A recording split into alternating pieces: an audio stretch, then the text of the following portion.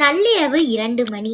அந்த 10 வயசு பையனோட போர்வை மெதுவா தானா நகர்ந்து அவனை மூடுது. ஆனா அந்த அறையில காத்தை தவிர வேற யாருமே இல்ல. அந்த வீட்ல மதிங்கிற 10 வயசு பையன் அவனோட அப்பா கார்த்திக் கூட வாழ்ந்துட்டு வந்தான். மதிக்கு 3 வயசா இருக்கும் போதே அவனோட அம்மா பார்வதி ஒரு விபத்துல இறந்துட்டாங்க. ஆனா மதிக்கு அம்மாவோட ஞாபகம் பெருசா இல்லைனாலும் அவனுக்கு அம்மாவோட அன்பு மட்டும் எப்போதும் குறைஞ்சதே இல்லை.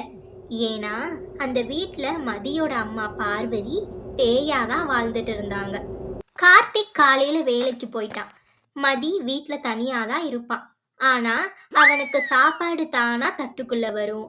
அவன் தூங்கும்போது போர்வைய தானா வந்து அவனை மூடும்.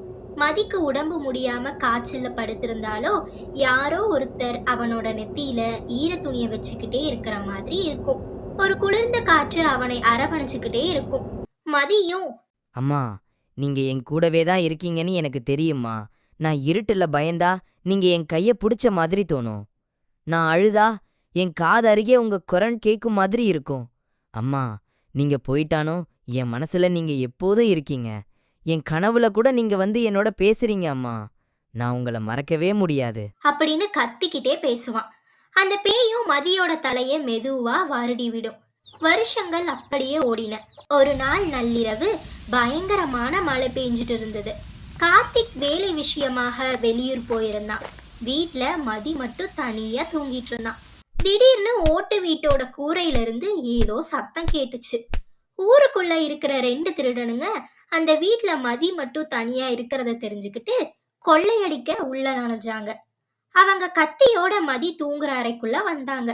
ஒரு திருடன் மதியோட கழுத்துல கத்திய வச்சு, டேய் தம்பி, வீட்ல இருக்கிற நகையும் பணமும் எங்கடா இருக்கு? ஒழுங்கா சொல்லு, இல்லனா உன்னை கொன்னிடுவேன் அப்படின்னு மிரட்டனா. மதி பயந்து போய் அழ ஆரம்பிச்சான்.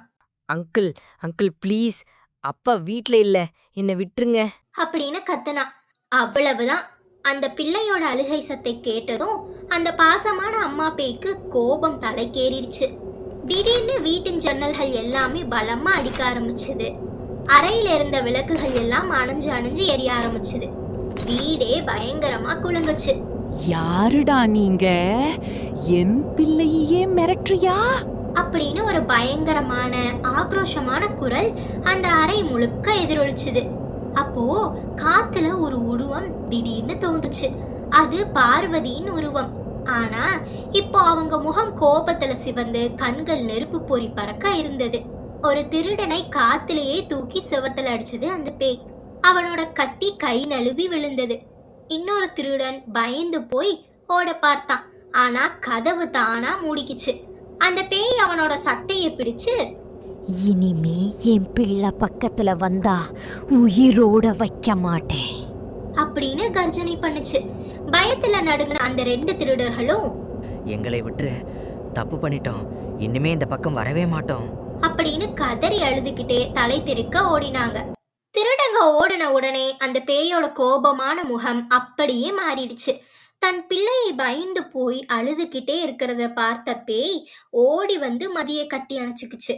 மதியால தன்னோட அம்மாவை பார்க்க முடியலனாலும் அந்த அரவணைப்ப உணர முடிஞ்சது. அவனோட கண்ணீரை ஒரு குளிர்ந்த காற்று வந்து தொடச்சுது. அப்போ மதி, அம்மா, எனக்கு தெரியுமா, நீங்க என்னை எப்பவும் என் கூடயே இருப்பீங்க. நீங்க என்னோட இல்லைனாலும் உங்க அன்பு எப்பவும் என் கூடயே இருக்கும் அப்படின்னு சொல்லி மதி அம்மாவை கட்டி அணைத்துக்கிட்டு நிம்மதியா தூங்கினான். அப்படியே விடிஞ்சது. கார்த்திக் ஊர்ல இருந்து திரும்பி வந்தான். நடந்த எல்லாத்தையும் மதி தன் அப்பா கிட்ட சொன்னான்.